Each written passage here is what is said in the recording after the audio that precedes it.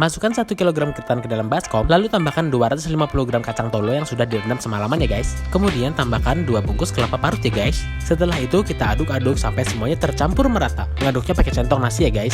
Kemudian kita tambahkan 4 sendok teh garam. Dan jangan lupa kita aduk sampai semuanya merata lagi ya guys. Lalu yang terakhir tambahkan juga 1 bungkus santan instan. Dan kita aduk merata ya guys. Yang ini harus benar-benar merata. Oke, lanjut. Nah, di tahap ini adalah tahap yang harus memberikan sedikit skill.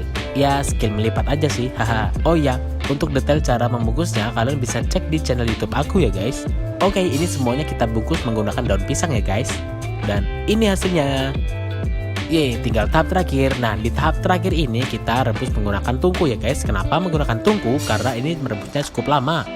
Ini harus kita rebus selama kurang lebih 2 jaman guys, agar matangnya sempurna. Aku sarankan menggunakan tungku api saja ya, agar lebih hemat gas. Dan ini hasilnya, lepet siap dihidangkan, mantap.